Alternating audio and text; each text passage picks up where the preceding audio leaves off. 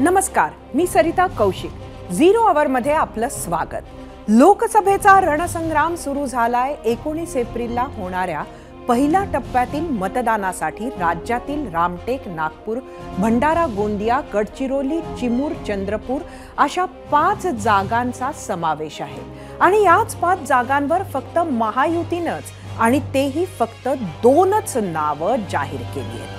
त्यावरूनच लक्षात येईल की दोन्ही आघाड्यांवर उमेदवार निश्चिती किती आव्हानात्मक बनली आहे। महाविकास आघाडी आणि महायुती दोघांसमोर एकीकडे नाराजी आणि दुसरीकडे नव्या मित्रांना सोबत घेण्याचंही आव्हान आहे। अशातच महायुतीला मात देण्यासाठी आणि मतांचं विभाजन टाळण्यासाठी महाविकास आघाडीनं प्रकाश आंबेडकरांच्या नेतृत्वातील वंचित आघाडीला सोबत घेण्याचा प्रयत्न केला होता। पुन्हा एकदा सांगते, प्रयत्न केला होता। आता तुम्ही म्हणाल की वंचित आणि महाविकास आघाडीची चर्चा सुरू आहे, मग तुम्ही भूतकाळात घडल्याप्रमाणे का बोलताय? तर तेही सांगते की युतीच्या शक्यतेला भूतकाळात नेण्याचं काम आम्ही नाही तर खुद्द शिवसेना उद्धव बाळासाहेब ठाकरे पक्षाचे खासदार संजय राऊतांनी केले। पाहूयात। वंचित बहुजन आघाडी म्हणजे माननीय बाळासाहेब आंबेडकर हे सन्माननीय नेते आहेत। त्यांच्याशी आमची अनेकदा चर्चा झाली। आम्ही त्यांना महाराष्ट्रात 4 जागांवर त्यांनी लढावं त्यांनी आम्हाला सूचना केलेल्या। हा प्रस्ताव आम्ही त्यांना दिल्यावर त्यांची एक वेगळी भूमिका आम्हाला दिसते। तो प्रस्ताव जर त्यांनी मान्य केला असता तर नक्कीच आम्हाला आनंद झाला असता। या लढ्याला, हुकुमशाही विरुद्धच्या लढ्याला, संविधान वाचवण्याच्या लढ्याला बाळासाहेब आंबेडकरांच्या आमच्यात असण्यानं गती आणि बळ नक्कीच मिळालं असतं। नीट ऐकलत ना? खुद्द संजय राऊत वंचित सोबत बिघडलेल्या समीकरणांवर अप्रत्यक्षरित्या बोलतायत। खरंच ही समीकरणं किती बिघडली आहेत याचं विश्लेषण करणार आहोतच। मात्र संजय राऊतांच्या वक्तव्यांवर आम्ही विचारलेला पहिला प्रश्न पाहूयात। त्यासाठी जाऊयात आपल्या पोल सेंटरला। आजचा आपला पहिला प्रश्न सांगते, जागा वाटपावरून वंचित सोबत फिसकटल्याचे राऊतांचे संकेत लोकसभेत महाविकास आघाडीला त्याचा फटका बसणार का? तुम्हाला सांगायचं होतं होय किंवा नाही? या प्रश्नावर तुम्ही दिलेल्या प्रतिक्रिया आणि मतं आपण थोड्याच वेळात पाहणार आहोत। मात्र त्याआधी आज पार पडलेल्या महाविकास आघाडीच्या बैठकीकडे वळूयात। संजय राऊतांनी वंचितचा भूतकाळात उल्लेख केल्यामुळे प्रकाश आंबेडकर महाविकास आघाडीत खरंच असणार का? आता याचे उत्तर आज द्यायला खुद्द आंबेडकरांनीही नकार दिला। आंबेडकर महाविकास आघाडीत आले उद्धव ठाकरेंचं बोट धरून, पण हल्लीच्या काळात त्यांचे संजय राऊतांवरची नाराजी स्पष्ट दिसू लागली होती आणि याच कन्फ्युजिंग परिस्थितीत महाविकास आघाडीच्या नेत्यांची आज सिल्वर ओकवर बैठक झाली। सिल्वर ओक म्हणजे शरद पवार यांचं मुंबईचं निवासस्थान। यात जागा वाटपाबाबत अंतिम टप्प्याची चर्चा झाल्याचं सांगण्यात येत आहे। शिवसेना उद्धव बाळासाहेब ठाकरे पक्षाचे नेते संजय राऊत, अनंत गीते, काँग्रेस प्रदेशाध्यक्ष नाना पटोले, बाळासाहेब थोरात याशिवाय शरद पवार गटाचे प्रदेशाध्यक्ष जयंत पाटील, अनिल देशमुख, जितेंद्र आव्हाड, सुनील भुसारा बैठकीला उपस्थित होते आणि आंबेडकरांकडून मात्र कोणीही नाही। आज किंवा उद्या महाविकास आघाडी आपल्या उमेदवारांची पहिली यादी जाहीर करू शकतं अशी माहिती नाना पटोलेंनी दिली आहे। आमचे काही जे मित्र पक्ष आहेत त्यांच्याशी पण चर्चा चाललेली आहे आणि त्यांनाही कसं सहभागी करता येईल हा एक प्रयत्न सुरू आहे। प्रकाश आंबेडकर साहेबांसोबतही चर्चा चाललेली आहे। ते आज उद्या या जवळपास आमचं फायनल होईल आणि या 2 दिवसानंतर आम्ही आमच्या सगळ्या जागांचं जाहीर करू। महाविकास आघाडीतील सर्वात मोठा वाद सांगलीचाच म्हणावा लागेल। सगळ्यांचे लक्ष आज खास सांगलीकडे होते। अद्याप या सांगलीचं घोंगडं भिजत असताना उद्धव ठाकरे डबल महाराष्ट्र केसरी चंद्रहार पाटीलच्या प्रचारासाठी सांगलीत डेरे दाखल झाले। आठवण करून देते की उद्धव ठाकरेंनी सांगलीतून पहलवान चंद्रहार पाटलांची उमेदवारी घोषित केली, तर काँग्रेसनं मात्र वसंतदादा पाटलांचा नातू विशाल पाटील यांच्यासाठी हट्ट धरत ती आमची पारंपरिक जागा असल्याचा दावा ठोकलाय। हा वाद दिल्ली दरबारीही काँग्रेसनं नेलाय। सांगलीच्या मिरजेत उद्धव ठाकरे यांच्या जनसंवाद मेळाव्याचं महाविकास आघाडीतील घटक पक्ष असलेल्या काँग्रेस आणि राष्ट्रवादीला निमंत्रण देण्यात आलंय, मात्र कोणताही बडा नेता ठाकरेंच्या सभेत फिरकला नाही। यात सांगली पुराणात उद्धव यांच्या दौऱ्याच्या दरम्यान एक ट्विस्ट आला। त्यांनी माजी मुख्यमंत्री कैलासवासी वसंतदादा पाटील यांच्या समाधीस्थळी जाऊन वसंतदादाच्या समाधीचे दर्शन घेतले। त्यावेळी तिथं उपस्थित नव्हते ते लोकसभेसाठी इच्छुक असलेले काँग्रेसचे विशाल पाटील, पण त्यांच्या आई आणि महिला काँग्रेसच्या प्रदेश उपाध्यक्षा शैलजा पाटील तिथं उपस्थित होत्या। त्यांनी ठाकरेंचं स्वागत केलं आणि त्यावेळी ठाकरेंनी एक वक्तव्य केलं आणि सांगलीवरून ट्विस्ट आला। ठाकरेंचं ते वक्तव्य पाहूयात।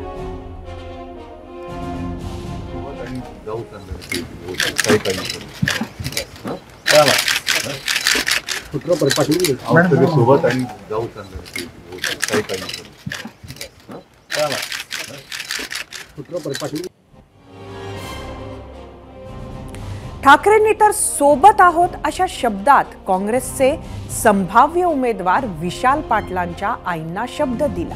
त्यामुळे चर्चा तर सुरू झाल्या की ठाकरेंकडून तडजोड केली जाते का। मात्र मिरजमध्ये जेव्हा ठाकरेंची सभा सुरू झाली तेव्हा खासदार संजय राऊतांनी पुन्हा एकदा चंद्रहार पाटलाचीच उमेदवारी जाहीर केली। लोकांच्या मनात संभ्रम निर्माण केला जातो। संभ्रम काय आहे? इथे कोण लढणार? या मैदानात चंद्रहारच लढणार, चंद्रहारच जिंकणार। आणि हा महाराष्ट्र डबल केसरी त्याची विजयाची गदा घेऊन, एका हातात मशाल घेऊन दिल्लीच्या संसदेत गेल्याशिवाय राहणार नाही, ही गॅरंटी ही सभा देते आहे। विशाल पाटलांच्या मातोश्री शैला भाभी उपस्थित होत्या, त्यांनी शुभेच्छा दिल्या। पतंगराव कदमांच्या कुटुंबानं शुभेच्छा दिल्या। आणि इथे आल्यावरती पाहिलं मिरजेमध्ये इकडल्या जनतेनेही चंद्रहारला आशीर्वाद आणि शुभेच्छा दिलेल्या आहेत। सांगलीत राऊतांनी पुन्हा एकदा चंद्रहार पाटलांचीच उमेदवारी जाहीर केली आहे। त्यामुळे आता सांगलीवरून पेटलेला काँग्रेस विरुद्ध शिवसेना ठाकरे गट हा वाद चिघळण्याची शक्यता निर्माण झाली आहे। आजच्या सांगलीतील सभेआधी उद्धव ठाकरेंनी कोल्हापूर गाठलं। तिथे त्यांनी महाविकास आघाडीचे संयुक्त उमेदवार छत्रपती शाहू महाराजांची भेट घेतली आणि विजयाचा विश्वास दिला। कुटुंबीय आणि छत्रपती शाहू महाराजांचे ऋणानुबंध हे माझ्या आजोबांपासून आहेत आणि मला आनंद आहे की याही पिढीमध्ये आणि पुढच्याही पिढीमध्ये ते अशीच घनिष्ठ राहतील। आज महाविकास आघाडीतर्फे शाहू महाराजांची उमेदवारी जी जाहीर झालेली आहे, शिवसैनिक पूर्ण ताकदीने महाराजांना विजय केल्याशिवाय राहणार नाही, कारण हा महाराष्ट्राच्या अस्मितेचा प्रश्न आहे, मराठी अस्मितेचा प्रश्न आहे। दुसरीकडे काँग्रेसकडून आज राज्यातल्या जवळपास 10 जागांवरच्या उमेदवारांसाठी चाचपणी केली। तिथल्या संभाव्य उमेदवारांची नावही फायनल करण्यात आली आहे। त्यातच प्रदेशाध्यक्ष नाना पटोले आणि विजय वडेट्टीवार यांना लोकसभेच्या रिंगणामध्ये उतरवण्यासाठी काँग्रेसच्या हालचाली सुरू असल्याच्या चर्चा झाल्या आणि चंद्रपुरातून नाराजीचा सूर उमटू लागला। विरोधी पक्षनेते विजय वडेट्टीवार यांना चंद्रपुरातून लोकसभा उमेदवारी देणार अशी चर्चा सुरू झाली आणि काँग्रेस आमदार आणि लोकसभेसाठीच्या दावेदार प्रतिभा धानोरकर समर्थक, काँग्रेस कार्यकर्ते, शिवाय महाविकास आघाडीतील घटक पक्षाचे अनेक कार्यकर्ते नाराज झालेत. कार्यकर्त्यांनी घोषणाबाजीही केली. इतकंच नाही तर सामूहिक राजीनाम्यांचा इशाराही दिलाय.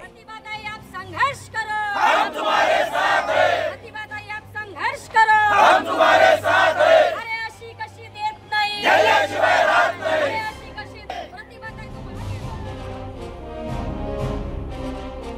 आता वळूया वंचित आणि महाविकास आघाडीच्या प्रश्नाकडे, जो आम्ही तुम्हाला विचारला होता.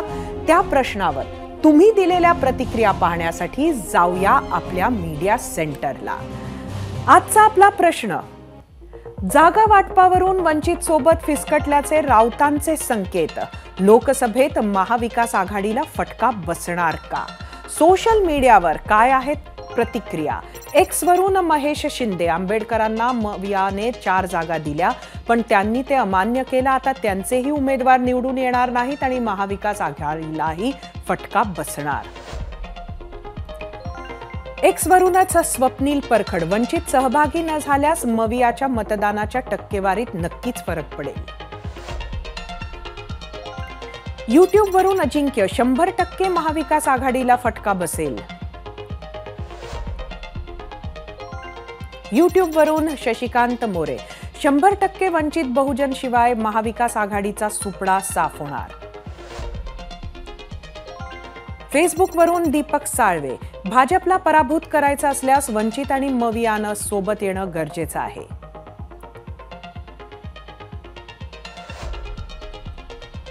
पुढची प्रतिक्रिया फेसबुक वरून प्रफुल्ल काकडे यांची: वंचित सोबत नसल्यानं महाविकास आघाडीच्या सर्व जागा पडतील. खरं तर या सगळ्या बाबतीत आपल्याला चर्चा करायची आहे विश्वजित कदम यांच्याशी. ते अगदी थोड्या वेळातच आपल्या बरोबर असणार आहे. मात्र आम्ही विचारलेल्या आजच्या भागातील पहिल्या प्रश्नावर महाराष्ट्राचा कौल काय आहे तो आपण बघूयात. जाऊयात आपल्या पोल सेंटरला. आजचा आपला प्रश्न परत एकदा सांगते: जागा वाटपावरून वंचित सोबत फिसकटल्याचे राऊतांचे संकेत, लोकसभेत महाविकास आघाडीला फटका बसणार का? एकूण 42,000 मतं युट्यूबवर. 56% लोकांनी होय म्हटलंय, 44% नाही. इंस्टाग्रामवर एकूण 3,500 मतं.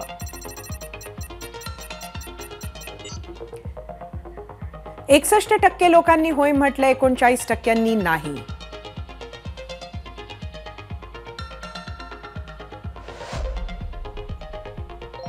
फेसबुकवर एकूण 3,000 मतं.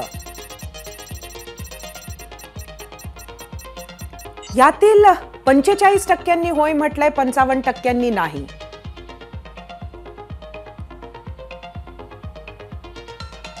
आता बघूया एक्सचा कौल.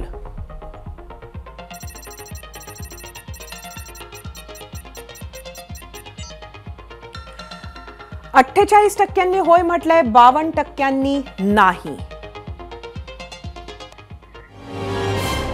खरं तर आपल्याला विश्वजित कदम यांच्याशी चर्चा करायची होती. मात्र आता त्याच सांगलीमध्ये उद्धव ठाकरे यांचं भाषण सुरू आहे आणि सगळ्यांना उत्सुकता आहे की काय नक्की म्हणणार आहेत उद्धव या वादातीत जागेबद्दल. आपण जाऊया सांगली.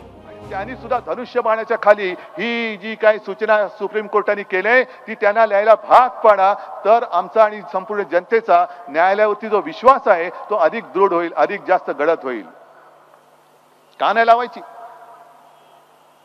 कोणाचाही पक्ष? अरे मी तर जाहीर सभेत सांगतो, एवढी गर्दी इकडे आले, मी त्या मिंद्यांना सांगतो आणि त्या नार्वेकरांना सांगतो, सगळे पोलीस बाजूला ठेवू, भर त्या गर्दीत जाऊन उभे राहू आणि तुम्ही त्या नार्वेकरांनी सांगायचं शिवसेना कोणाची, आणि जनता देईल तो निर्णय मला मान्य आहे, मला मान्य आहे.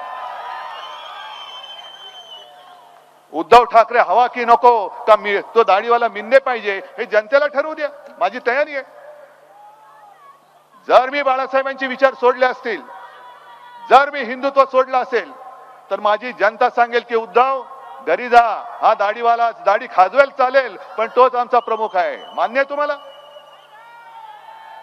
मग उघड उघड लोकशाहीचा खून करतायत आणि मोदीजी औरंगजेबाची वृत्ती आम्ही का नाही म्हणायचं तुम्हाला? कारण तुम्ही त्यावेळेला जसं औरंगजेबाने केलं होतं, मात्र एक बानगुडे सर ते सांगतील जास्त चांगल्या पद्धतीने. वंचित सोबत न जुळणारं समीकरण, सांगलीवरून सुरू झालेला संघर्ष आणि महाविकास आघाडी समोरची आव्हानं ही दिवसेंदिवस वाढतच चालली आहेत. ज्या सांगलीवर शिवसेना, उद्धव बाळासाहेब ठाकरे आणि काँग्रेसमध्ये घमासान सुरू झालंय, त्याच्यात सर्वात महत्वाचं नाव आहे विश्वजित कदम. त्यांच्याशीच चर्चा करण्यासाठी आपण जाऊयात आपल्या गेस्ट सेंटरला. विश्वजितजी, आपलं स्वागत आहे एबीपी माझाच्या 0 आवरमध्ये. एकंदरीत आज काँग्रेसच्या स्थानिक कार्यकर्त्यांनी उद्धव ठाकरेंच्या सभेवर बहिष्कार टाकलाय.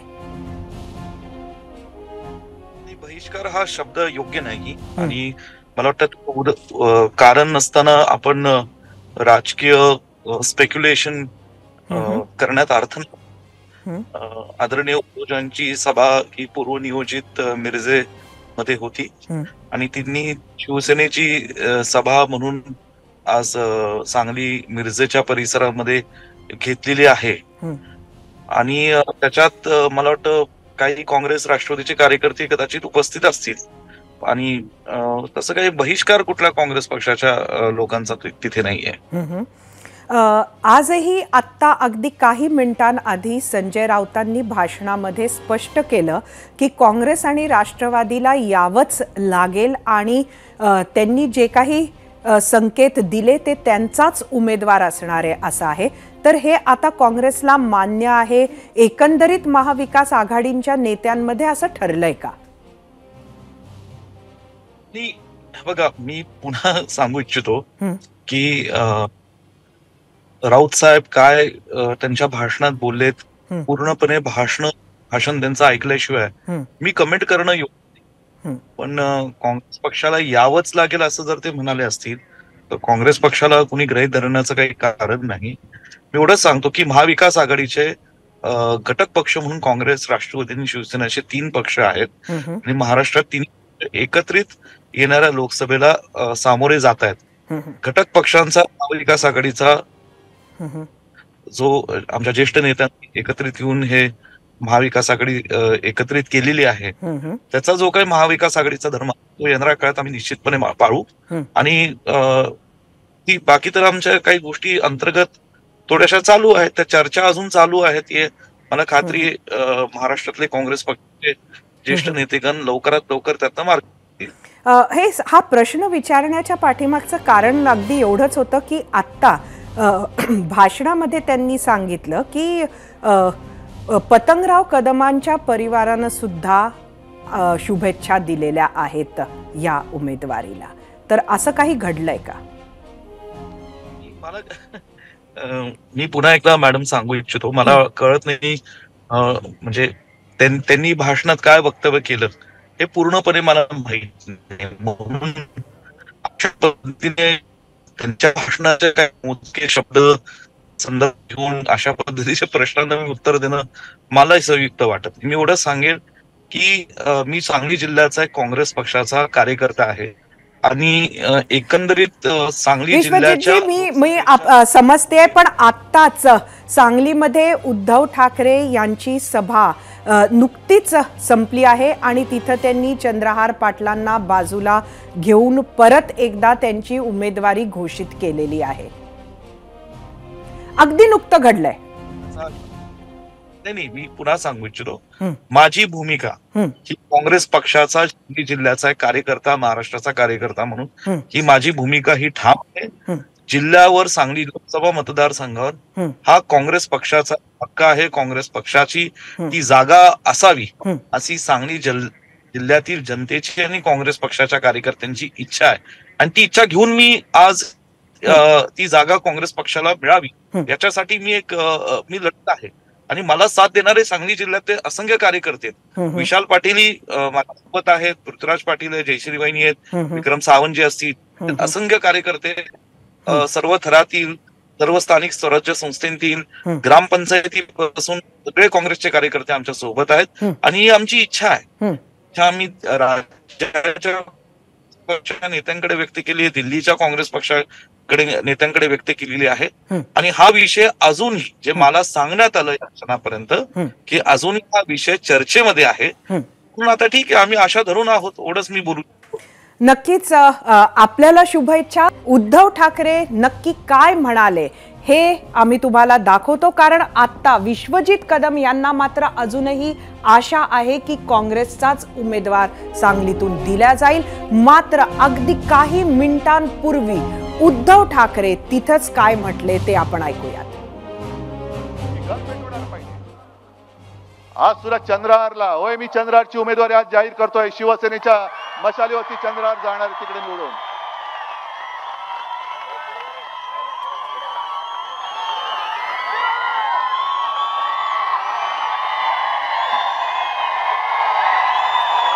हा मर्द तुम्हाला दिलेला आहे, हा मर्द तुमच्यासाठी लढायला उतरलेला आहे, पण याला जिंकून देण्याचा मर्दपणा तुम्हाला दाखवावा लागेल. सांगलीकरांना सांगावं लागेल की आम्ही पण मर्द आहोत.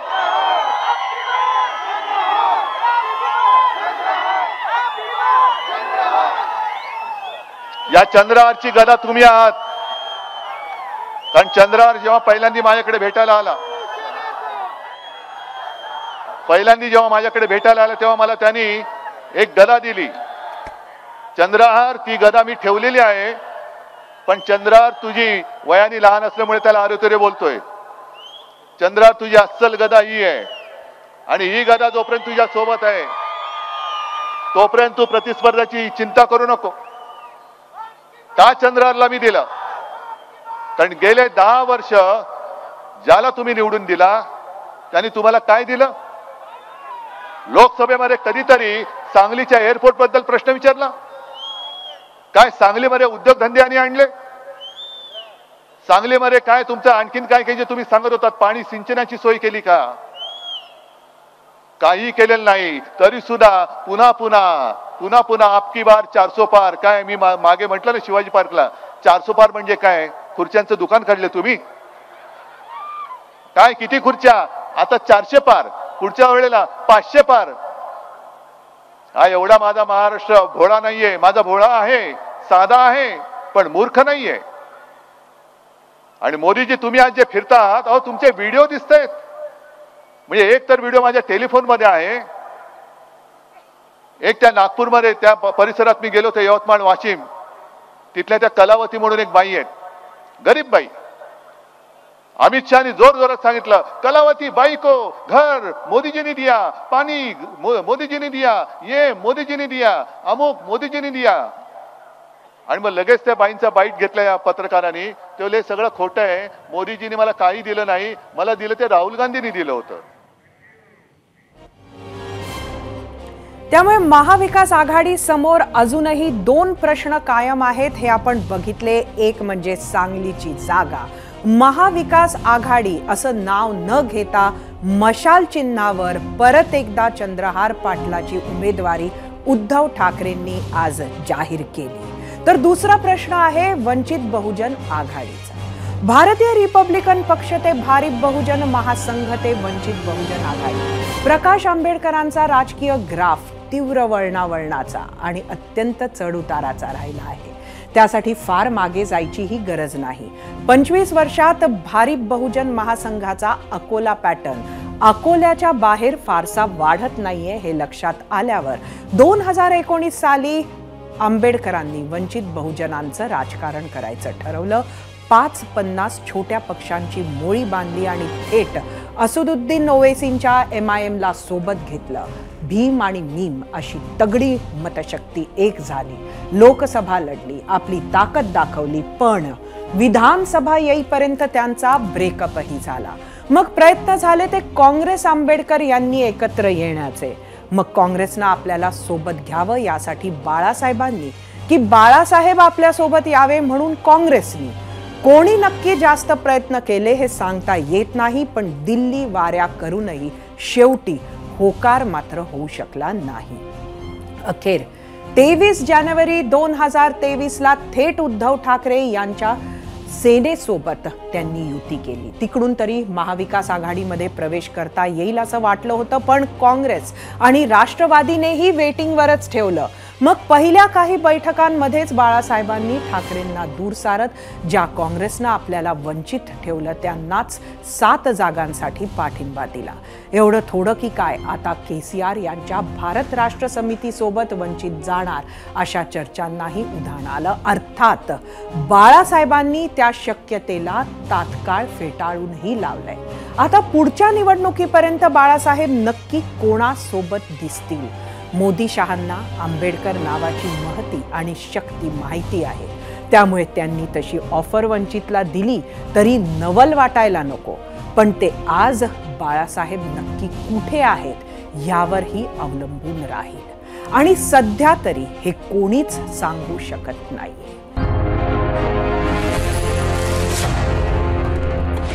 आजची दुसरी सर्वात मोठी घडामोड होती मनसे अध्यक्ष राज ठाकरे यांच्या बाबत. दिल्ली वारीत राज ठाकरेंनी देशाचे गृहमंत्री आणि भाजपचे राष्ट्रीय चाणक्य अमित शहा यांची भेट घेतली होती. त्यानंतर राज्यातल्या भेटीगाठींना वेग आला आहे आणि महायुतीत मनसे सामील होणार हे जवळपास निश्चित झालं. त्यातच आज मुख्यमंत्री एकनाथ शिंदे, मनसे अध्यक्ष राज ठाकरे आणि देवेंद्र फडणवीस मुंबईत भेटले. वांद्रे येथील हॉटेल ताज लँड्स एंड मध्ये जवळपास 1.5 तास या 3 नेत्यांमध्ये चर्चा झाली. सगळ्यात महत्त्वाचं म्हणजे जेव्हा ही बैठक सुरू झाली तेव्हा फक्त ते 3 नेतेच एकत्र होते. त्यामुळे ही बैठक महायुतीच्या दृष्टीने अत्यंत महत्त्वाची मानली जाते. आजच्या बैठकीत जागा वाटपावर चर्चा झाली असेल असा कयास सगळेच बांधत आहेत. मात्र सध्याच्या चर्चेतून यापेक्षा वेगळा मोठा निर्णय सुद्धा येऊ शकतो असा अंदाजही आहे. जेव्हा दिल्लीत मनसे संदर्भात चर्चा झाली तेव्हा हा निर्णय झाला होता की मनसेला महायुतीत सामील करण्यासंदर्भातले सगळे निर्णय महाराष्ट्रात होतील.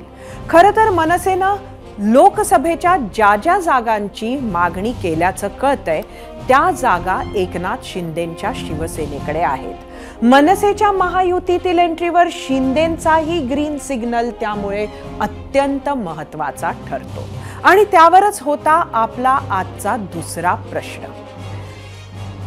आपला हा प्रश्न पाहायला आपण जाऊया आपल्या पोल सेंटरला.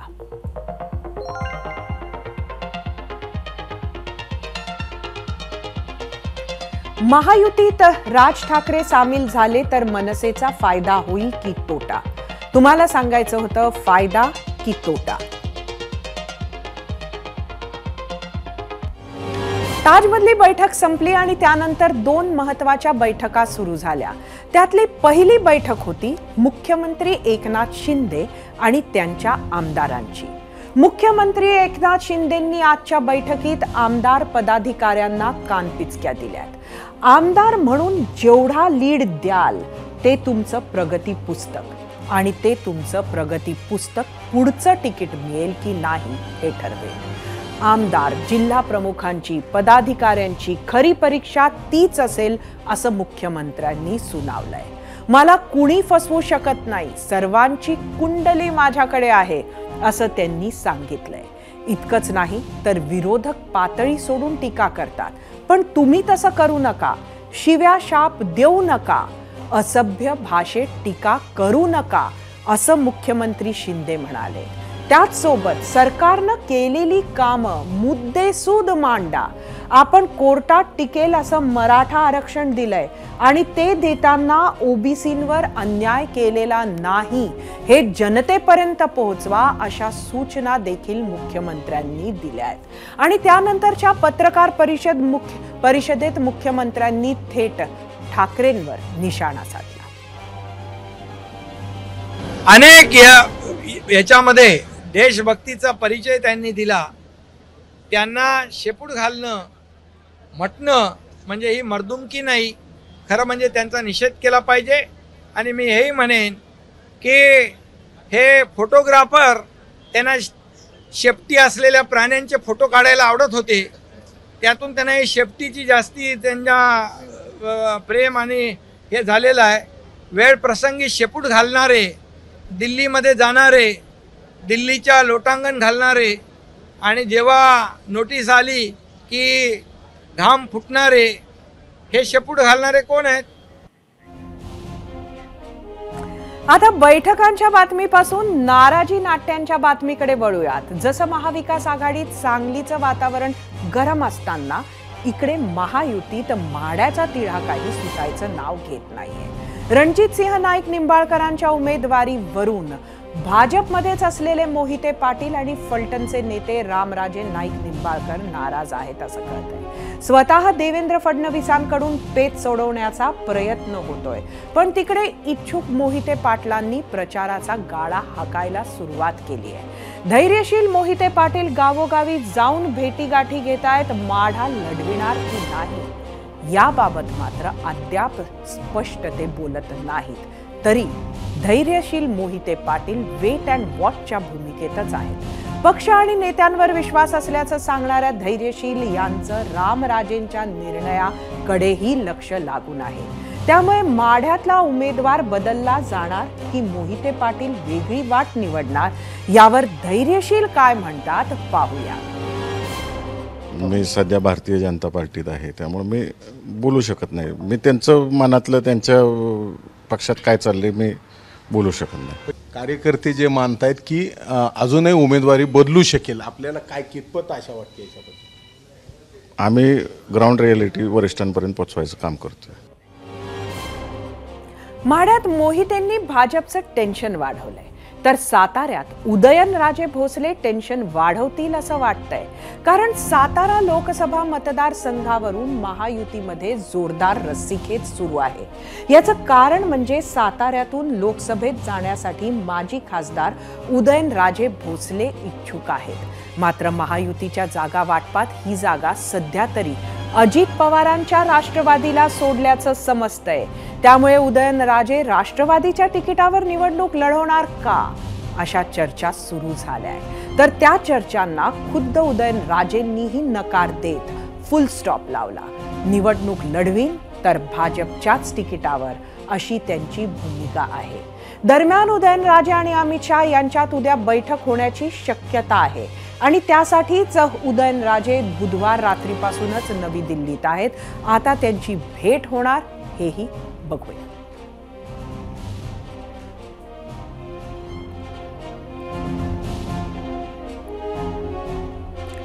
माढा, साताऱ्या पाठोपाठ अमरावतीमध्येही महायुतीची डोकेदुखी वाढली आहे. फडणवीसांनी अमरावती भाजपचीच आणि उमेदवार कमळावरच लढणार म्हटल्यावर विद्यमान खासदार नवनीत राणांचे आमदारपती रवी राणांनी मुंबईकडे धाव घेतली. त्यामुळे पुन्हा एकदा नवनीत राणांनाच संधीचे संकेत आहेत. त्यातच महायुतीतले राणांचे कट्टर विरोधक अशी ओळख असलेल्या बच्चू कडूंनी प्रचारासाठी धमकावले जात असल्याचे प्रहार केलेत. बच्चू कडूंचा रोख नेमका कुणाकडे आहे? भविष्यात कडू काय निर्णय घेणार? ऐकूया त्यांच्याच तोंडून. मुख्यमंत्र्यापेक्षा देवेंद्रजीपेक्षा आम्ही राणांना खूप घबरावतो. त्याच्यानं त्यांनी जे धमकी दिली, उभंही राहत आहे आणि उभं राहिल्यानंतर ते धमकीसुद्धा देत आहे आणि धमकी देऊन प्रचार करण्याचा जो प्रयत्न होत आहे, तर ते आमच्यासारख्याला धमकी देऊन प्रचारात उतरण्याचा प्रयत्न करत आहे.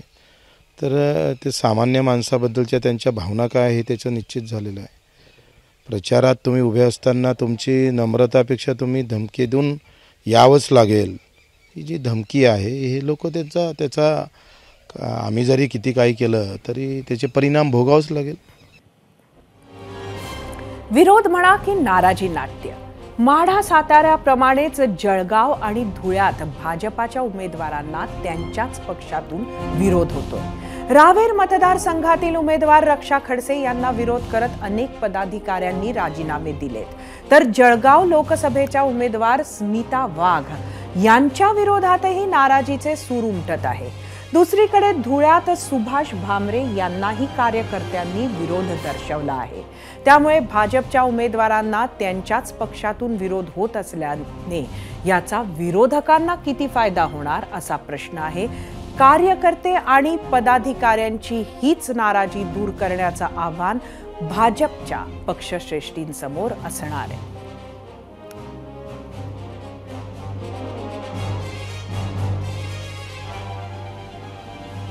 2 मार्च सुनेत्रा पवार, 9 मार्च शरद पवार, 20 मार्च विजय शिवतारे आणि 21 मार्च सुनील तटकरे. आम्ही आतापर्यंत सांगितलेली तारीख आणि या नेत्यांमध्ये एकच समान धागा आहे, तो म्हणजे भोर मतदारसंघ आणि थोपटे. शरद पवार विरुद्ध अजित पवार, त्यात विजय शिवतारेंचा तडका. या तिरंगी लढतीमुळे बारामती खासदारकीच्या खुर्चीकडे विजयी उमेदवाराला घेऊन जाणारा राजमार्ग जातोय तो अनंतराव थोपटेंच्याच अंगणातून. सुप्रिया सुनेत्रा या नणंद भावजय उमेदवार तर पवारच का म्हणत आक्रमक झालेले विजय शिवतारे. यामुळे एकेकाचे पवारांचे कट्टर राजकीय शत्रू असलेले थोपटे आता पवारांना अगदी जवळचे वाटू लागले. त्यामुळेच की काय आज सुनेत्रा पवारांच्या पाठिंब्यासाठी म्हणून राष्ट्रवादी काँग्रेस प्रदेशाध्यक्ष सुनील तटकरेंनी अनंतराव थोपटेंची भोरमध्ये भेट घेतली. कालच विजय शिवतारेंनी थोपटेंची भेट घेतल्यानंतर आम्ही 0 आवरमध्ये लवकरच अजित पवारही थोपटेंच्या दरबारी गेल्यास नवल वाटणार नाही असंच भाकीत वर्तवलं होतं. आणि त्याला 24 तासही उलटत नाही तोच अजित पवारांचे निकटवर्तीय महाराष्ट्राचे त्यांचे अध्यक्ष सुनील तटकरे आज भोरमध्ये पोहोचले.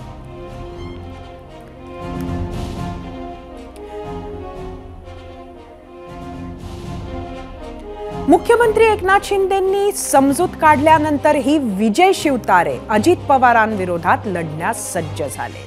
महायुतीच्या नेत्यांकडून शिवतारेंचं मन वळवण्याचा प्रयत्न होत असताना शिवतारेंकडून बारामती मतदारसंघात प्रचाराला सुरुवात झाली आहे. आणि शिवतारेंच्या याच भूमिकेमुळे महायुतीतले मित्र शिवसेना आणि राष्ट्रवादीमध्ये वितुष्ट निर्माण होण्याची शक्यता आहे. राष्ट्रवादीच्या नेत्यांनी तर आता शिंदेंच्या उमेदवाराचा प्रचारच न करण्याचा निर्धार केलाय. बापू शिवतारे हे राज्याचे माजी मंत्री म्हणून त्यांनी काम केलेलं आहे. त्यांना सर्व महाराष्ट्राची माहिती आहे. आज जे अजितदादाबद्दल ते बोलतात खऱ्या अर्थाने त्यांचं हे बोलणं उचित नाही आहे. जर त्यांनी महायुतीचा धर्म जर नाही पाळला तर संपूर्ण महाराष्ट्रामध्ये महायुतीचा धर्म राष्ट्रवादी काँग्रेस पक्षाच्या वतीने पाळला जाणार नाही. ज्या ज्या ठिकाणी त्यांचे उमेदवार असतील त्या त्या ठिकाणी आमच्या सर्व राष्ट्रवादी काँग्रेस पक्षांचा विरोध असेल. शिवतारेची एवढी ताकदच नाही तो दादांवर एवढ्या ताकदीनं बोलेल. याच्या मागे मात्र कुठेतरी पाणी मुरतंय. शिवतारे वारंवार त्यांचा उन्मत्तपणा सोडत नसतील तर ठाण्यासाठीचा आता विचार करावाच लागेल. आम्ही कंबर कसलेलीच आहे. इकडे जर तुम्ही हालचाल केली तिकडे मात्र आम्ही हालचाल केल्याशिवाय राहणार नाही. बारामतीची लढत आता फक्त महाविकास आघाडी विरुद्ध महायुती अशी उरली नाहीये किंवा राष्ट्रवादी विरुद्ध राष्ट्रवादी अशीही उरली नाहीये, तर ही लढत अजित पवार विरुद्ध अख्खं पवार कुटुंब अशी बनत चालली आहे. आधी पुतण्या मग सख्खे भाऊ वहिनी विरोधात गेल्यानंतर आता अजित पवारांना आत्याबाईंनीही खडे बोल सुनावलेत. राष्ट्रवादीत फूट पडली त्यावर शरद पवारांच्या भगिनी सरोज पाटील यांनी आक्रमक वक्तव्य केले. अजित पवारांचा तोल सुटला असेल पण जे घडलं त्याबद्दल वाईट वाटतं असं सरोज पाटील म्हणाल्या. त्याचबरोबर त्यांनी सुप्रिया सुळेंचं कौतुक करत सुनेत्रा पवारांसमोरच्या आव्हानावरही भाष्य केले. पाहूयात. कसा तोल सुटतो मला काही कळत नाही, पण या बीजेपीचा रोग सगळा शरद पवार होणार आहे. हा माणूस खलास केला की आपल्याला राज्य आपल्या हातात आलं. म्हणून ते आंब्याच्या झाडाला जसं दगडं मारतात लोक, तसं ते शरद पवारवर दगडं मारतात. आणि अजितचा जे तोल थोडासा सुटला असेल पण त्याने तर दुःख झालेले आहे. सुनेत्रा अतिशय गुणी आहे, स्वभावाने सुस्वभावी आहे मुलगी. कुटुंबात इतकी मिसळलेली आहे, इतक्या लांबून येऊन सुद्धा. पण तिचा अभ्यास कमी पडणार. आणि ते जर लोकांनी जाणलं की त्यांना अभ्यास हो नेता लोकसभेत पाठवायचं असेल तर ते सुप्रियाला मतं देणार. महायुती संदर्भातली आज दिवसभरातील प्रत्येक घडामोड पाहिल्यानंतर आता आपण जाऊयात आपल्या मीडिया सेंटरला, जिथे आम्ही विचारलेल्या दुसऱ्या महत्त्वाच्या प्रश्नावरच्या तुम्ही दिलेल्या प्रतिक्रिया पाहूया. आजचा प्रश्न परत एकदा सांगते. महायुतीत राज ठाकरे सामील झाले तर मनसेचा फायदा होईल की तोटा? बघूया काय आहेत प्रतिक्रिया. एक्सवरून प्रकाश पाटील, मनसे महायुतीत गेल्यामुळे भाजपचे नुकसान होईल कारण उत्तर भारतीय मतदार नाराज होतील. युट्यूबवरून आशिष मनवरे, राज ठाकरे महायुतीत गेल्यास मनसेवर असणारा जनसामान्याचा उरलासुरला विश्वासही उडून जाईल. युट्यूबवरून @amazing_tech1, मनसेचा एक आमदार आणि 0 खासदार आहे, यापेक्षा अजून काय तोटा होईल? फेसबुकवरून किशोर पाटील, आता मराठी मतदान 100% उद्धव बाळासाहेब ठाकरे यांनाच मिळणार. फेसबुकवरून संजय मोरे, राज महायुतीत गेल्यामुळे फायद्याऐवजी नुकसानच जास्त होणार. इंस्टाग्रामवरून डॉक्टर प्रशांत मुडकोंडवार, महायुतीत गेल्यामुळे मनसेचं आहे तेवढं मतदान जाणार. इंस्टाग्रामवरून विजय राजगुरू, राज ठाकरेंना कायमचा तोटा होणार. महाराष्ट्रातील प्रतिक्रिया पाहिल्यानंतर आता वेळ झालीये पोल रिझल्ट पाहण्याची आणि त्यासाठी जाऊया आपल्या पोल सेंटरला. परत एकदा आजचा प्रश्न. महायुतीत राज ठाकरे सामील झाले तर मनसेचा फायदा होईल की तोटा? एकूण 22,000 मतं युट्यूबवर. 28% म्हटलंय फायदा होईल तर 72% तोटा. इंस्टाग्रामवर एकूण 2,500 मतं.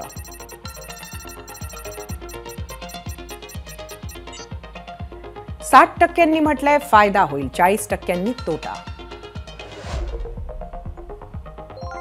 फेसबुकवर एकूण 2,000 मतं.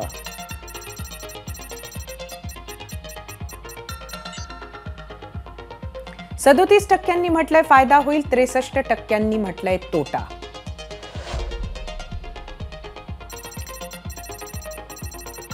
एक्सवर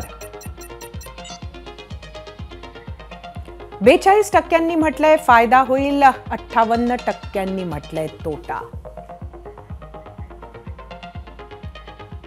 देवेंद्र फडणवीस विरोधी पक्षनेते असताना विधिमंडळात ते त्वेषानं उद्धव ठाकरे सरकारवर तुटून पडायचे. त्यांची अनेक भाषणं गाजली. राजकीय रणनीतीचा भाग असेल, पण काहीही झालं म्हणजे ठाकरे परिवारातील कोणी ईडीच्या रडारवर आला किंवा पत्राचाळ प्रकरणी संजय राऊतांना तुरुंगात जावं लागलं, तेव्हा अशा घटना समस्त महाराष्ट्राशी जोडल्या गेल्या. भाजपचं धोरण मुंबई महाराष्ट्र तोडायचं आहे किंवा मराठीवर अन्याय करणारा आहे अशी टीका उद्धव ठाकरे आणि संजय राऊत सतत करायचे. तेव्हा एका भाषणात तुम्ही म्हणजे मुंबई नाही, तुम्ही म्हणजे महाराष्ट्र नाही आणि तुम्ही म्हणजे मराठी नाही या शब्दात उद्धव ठाकरेंना सुनावलं होतं. सुरुवातीला पक्ष दुरावले, युती तुटली तरी बाळासाहेबांचे पुत्र म्हणून सर्वांनी उद्धव ठाकरेंना मान सन्मान देणं कमी केलं नव्हतं. पण नंतर हे संबंध रसातळाला जाऊ लागले. उद्धव ठाकरे आदित्य ठाकरेंनीही जहाल टीका टोमणे सुरू केले आणि भाजपनेही उद्धव ठाकरेंना थेट उत्तर देणं सुरू केलं. उद्धव ठाकरे आणि बाळासाहेब ठाकरे यांच्यात मोदी, शहा, फडणवीस आणि भाजप बराच फरक करू लागले आणि याच काळात दुसऱ्या ठाकरेसाठी आपला शोध आणि पाठपुराव्याचा वेगही वाढवला. तो शोध राज ठाकरे या नावाजवळ येऊन ठेपला आहे. राज ठाकरेंवर अन्याय झाला असं मानणारे आजही अनेक आहेत. त्या इमेजचा फायदा होईल. ठाकरे नावाच्या ब्रँडची जादू पुन्हा काम करेल. राज ठाकरेंच्या रूपात बाळासाहेबांचा खरा वारसदार आपल्या सोबत आहे असं चित्र मतदारांसमोर उभा करता येईल अशी भाजपला आशाही असेल. त्यात कितपत यश येईल ते येत्या काही दिवसात कळेल.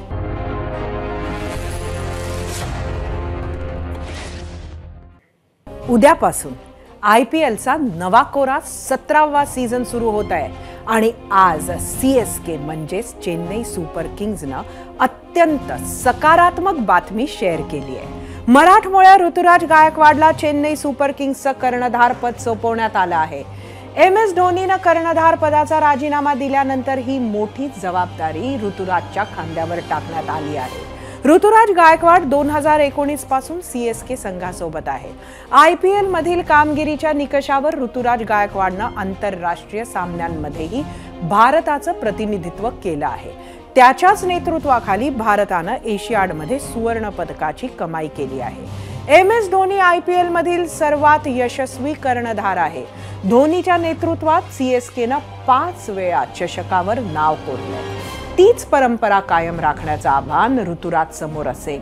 उद्या चेपॉकवर चेन्नई आणि RCB यांच्यामध्ये सलामीची लढत होणार आहे. आपण ऋतुराजला नव्या जबाबदारीसाठी शुभेच्छा देऊयात आणि 0 ओव्हरमध्ये आज इथेच थांबूयात. उद्या संध्याकाळी 7:56 पुन्हा भेटूयात. तोवर पाहत रहा ABP माझा.